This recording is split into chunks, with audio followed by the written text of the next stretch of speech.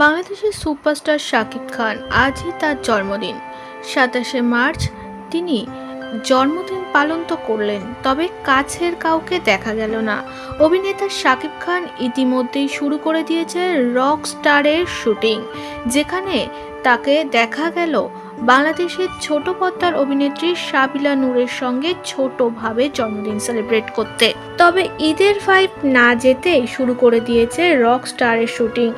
ভিন্ন রূপে দেখা গিয়েছিল প্রিন্স ছবিতে, তবে নিজের জন্মদিনে এবার একটি স্পেশাল গিফট দিয়েছে দর্শকদের উদ্দেশ্যে।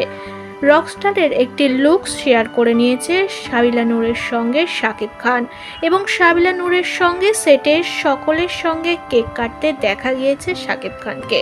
রকস্টারের শুটিং সেটেই তিনি কেক কেটেছেন, সাবিলা নূরকে কেক খাইয়েছে, প্লাস তিনি দর্শকদের উদ্দেশ্যে একটি লুক শেয়ার করে নিয়েছে, যেই লুক দেখে রীতিমতো থমকে গিয়েছে দর্শক।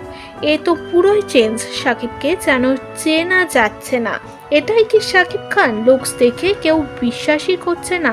শাকিব খান নিজেকে এভাবে বদলে ফেলেছে, এক এক মুভিতে এক এক রকম ভাবে বদলে ফেলছে নিজেকে শাকিব খান।